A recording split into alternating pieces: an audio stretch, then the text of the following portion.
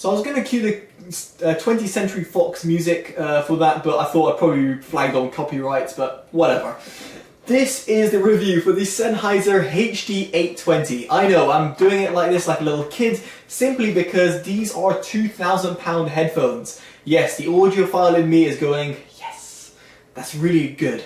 Is it though? Because I have also got the Sennheiser HD-800S over here, and next to it I've got a very expensive DACs which are going to be driving these headphones. Now in this review I'm going to be comparing these two headphones side by side, and also I'm going to be comparing the HD-820 to other closed-back headphones. And you might be like, why is he mentioning closed-back headphones? The HD-800 range is known for its open-back goodness. You're not wrong. But the HD-820 is Sennheiser's flagship closed-back model. So in other words, Sennheiser have put a Corning Gorilla Glass on in front of that driver. It looks pretty and does attract fingerprints a little bit, but nevertheless does close up that port, which makes it a closed-back headphone. Now, why would you want a closed-back headphone?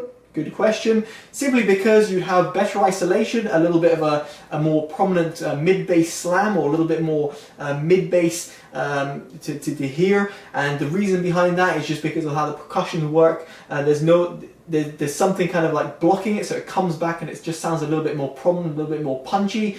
However, you do lose that kind of openness and you lose that sort of airiness that you would get. And the HD-800 range, or the 800S that I've got in front of me over here, were very well known and the best, or among one of the best dynamic driver open back headphones that you could find on the market. So in this review I'll be comparing the two. Now before I continue, I just want to shout out Sennheiser for sending the HD-820s for review, and Hi-Fi Headphones in the UK for sending the 800S. Now these headphones aren't cheap, £2,000, £1,200, £1,400 depending where you find them or what time of the year you find them at.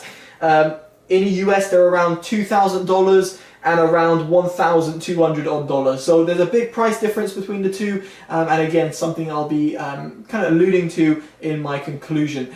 Now I'm going to jump into the build quality and design and then talk about the sound quality. So before jumping in the build quality section, I just want to talk about what you get in the box. You get this massive wooden box which you can place as an ornament if you so wish. Within it you can store in your headphones.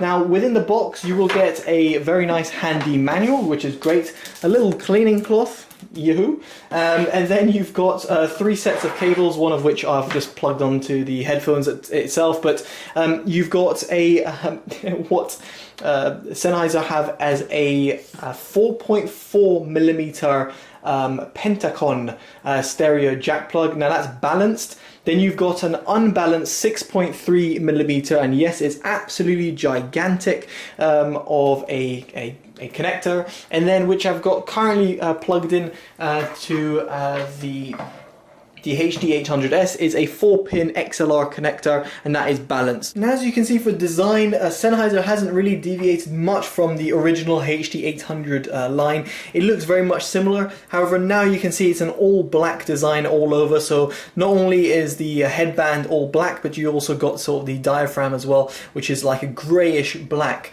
The biggest thing that you're going to notice at first sight is that open back and closed back design, which I was mentioning, and you can see over here there's that sort of glass. Now the glass itself is very strong. It is a Corning glass, Gorilla Glass in there, so you're not going to break it accidentally nor scratch it, but nevertheless I don't suggest you chucking these around. There's a connector, again, same as you would find on the HD-800 over here. There's got a little connector like so, and it's got a little ridge, and you just plug it in. It's pretty easy to plug in and out. I didn't have any problems, but just be careful when you're yanking it. You don't want to yank it from the wrong angle. Now the headphones have got a right and left indicator on this side. If you turn them around, however, there's no right and left indicator, so it can be sometimes confusing, but I'm sure if you're going to get these type of headphones, you'll be smart enough to realize which way is right and left. You've got a serial number stamped at the top with the model number. The headband is adjustable, as you can hear, like that, and I must say, in terms of comfort, these headphones are very comfortable, just like the HD-800s that you can see on the left, or the HD-800S, shall I say. they just sit very nicely on the head, and they almost like, you almost don't feel like the headphones are on your head. Now, they don't have this sort of suspender design, but they have this sort of feeling of like a suspender design that you would find on, like, let's say the Audeze range. Now, in terms of the pads, you can see there's a massive, well, hopefully you can see there's a massive difference in terms of the overall size of them. I'll just bring it a little bit closer, you guys can see, but you can see the pads are very different. This one is almost twice the thickness, and it does mean that it is a little bit, its clamp force is a little bit stronger than the HD800S. That means it's a little bit tighter on your head.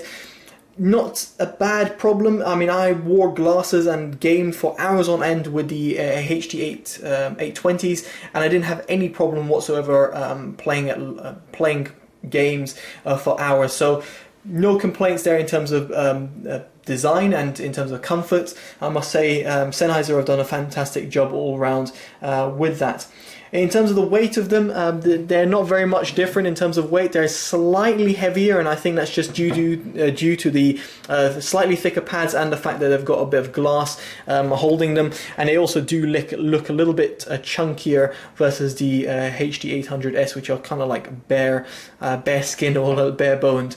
So it is a slight bit heavier, but again, as I mentioned, not going to cause any problems with comfort. The top of the headband as well is nice and soft. It's made of a nice sort of a fabric material. It feels premium, and I have no complaints. Just the thing though, if you have jelly hair, or let's say you have a lot of grey hairs or grey hairs that are going to fall out, then you're going to notice them. This thing kind of like, not a magnet, but it's going to pick that up. Now to the most important part of the video, the sound quality. How do these sound? Now, I did mention before, these are closed back headphones if you haven't heard already.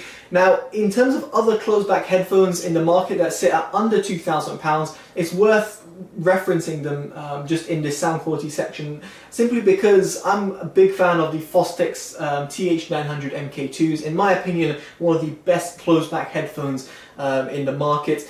And again, I'll allude to those in this review and in this sound quality section. You've also got Audeze's LCD-XCs, which can be found around £1,600. And of course, then you've got the open back headphones. There's quite a few, from Audeze's LCD2, LCD3, and then you've got the Sennheiser HD800S, the HD800, and oh god, loads of headphones. And you've got the planar magnetic headphones as well to think about, rather than just a dynamic headphone. So dynamic driver headphones. So there's loads of competition at £2,000. Now, in terms of driving these, I felt that my best sort of sound that I got with these was using the balanced XLR 4-pin output that went directly to the Sennheiser HDV820, and therefore I got the best sort of sound via my PC. That's how I was driving them, and that's how I was listening to them, and even when I was gaming, I was using that. I did also plug them into the Cord Hugo 2 via the 6.3mm output, but that's a unbalanced output, and the difference was not saying, well, I want to say night and day. At this level, it is pretty much night and day. For an untrained ear, you'll barely hear the difference, but at this level, you will hear the difference. If you're buying headphones like this, you will hear the difference between that unbalanced and balanced output. Even via the HDV820, plugging the 6.3mm and then comparing it via the XLR connector, it's almost like the balanced output, the balanced cable really brought out better life to these headphones. They sound a little more open, and they're a little clearer in the mid-range.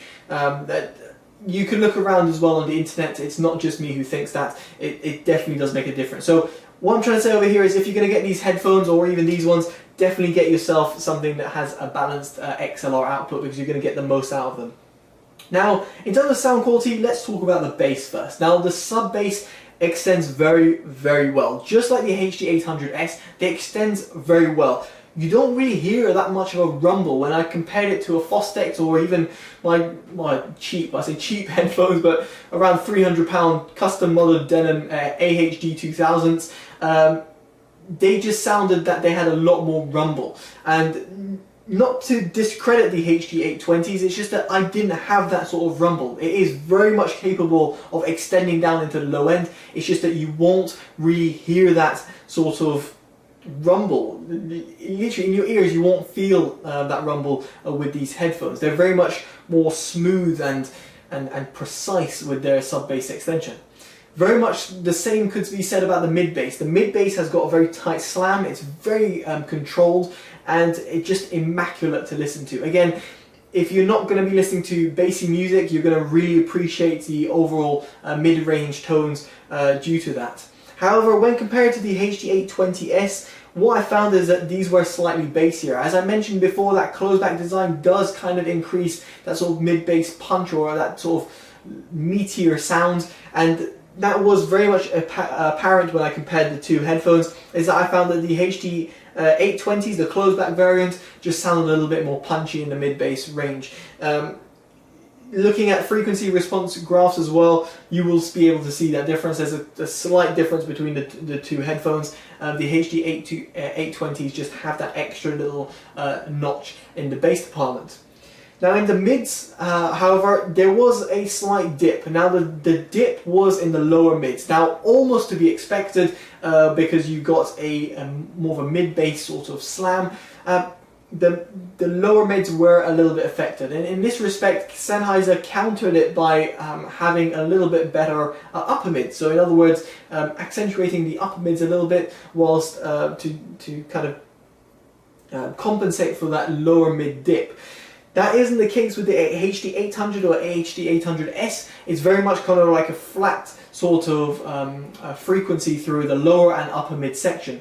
So that can't be, the same can't be said with the HD820s. However, comparing these to closed back headphones, these will sound a lot flatter and a lot more neutral. So for closed back headphones, as far as closed back headphones go, especially for dynamic drivers, then these are very flat sounding or neutral sounding headphones, whereas compared to open back headphones, they didn't sound as neutral. Moving on to the treble, you got a fantastic high-end extension. Now for those who are accustomed with the HD800 range, you will know that the original HD800s were a little bit sibilant or a little bit accentuated at a treble. Now some people like that, that's absolutely fine, no problems with that. I didn't have a problem with it. But the HD800S, which I've got in front of me, smoothens that sort of top-end extension out. Not to say it rolls it off, it just smoothens it off a little bit. And therefore, you got a kind of pleasant, non-fatiguing sound. And that sort of treble energy and that sort of treble response was very much the same case with the HD820s. You got that same sort of smooth, but very well extended high-end extension. So, no complaints whatsoever with the highs. Now in terms of Soundstage, that is where this gets very interesting. First, I'm going to compare it to closed-back headphones. In comparison to closed-back headphones, the HD820s are among the best, widest sounding closed-back headphones I have ever heard. I've heard of a lot of headphones, ranging from very cheap headphones to very expensive headphones, electrostatic and planar magnetic, dynamic, all different types of designs. And I must say, when it comes to Soundstage, in terms of the width and the instrument separation, the HD820s really, really impressed me. Now, if you're accustomed to the HD800 or HD800S, you will know what I'm talking about. That sort of wide sound signature, that sounds very airy and open. You're going to get that with the HD820s. However, when I compare them to their siblings, as in the HD800S, which I've got in front of me, I felt that the 820s sounded a little bit more closed. They sounded not as airy and not as open. And you might be saying, well, that's the nature of closed back versus open back headphones. And you wouldn't be wrong. That is pretty much it. What I feel that is that Sennheiser should be kind of applauded for bringing that sort of wide soundstage that you normally wouldn't get with open back headphones to an open back headphone. In other words, using kind of a open back design into the soundstage and bring it to a closed back design. So very impressive in terms of that. Instrument separation, class leading, no problems whatsoever. Tonality, a little bit weird. Not to say weird, but I mean, in comparison to other closed back headphones which use a wooden design, which have got a fantastic decay, and that tonality is just like warm and soothing, and like it's like having like a nice smooth whiskey. This, however, was a little bit sharp. It had a little bit of a sharper sort of a sharper sort of sound to it. It's not to say it's a bad thing, it's just that it sounds a little bit more artificial. It doesn't sound as warm sounding or as cuddly as some other closed back headphones. In comparison to an open back HD800S, however, I must say that it doesn't sound as airy as I mentioned before, and therefore, in terms of that tonality what you get with open back headphones, you're not going to get that with the HD820s. They just don't sound as like engaging and will have that open back nature. Again, they get very close, but they don't quite offer the same level of openness or that sort of tonality, which is kind of like neutral or just airy. Don't know if that's an actual thing, but just an airy sort of sound signature that you can only get with open back headphones, and that wasn't the case with the HD820s. Anyway, suffice to say, these headphones are very good. Overall sound quality is absolutely incredible. I'm very, very impressed.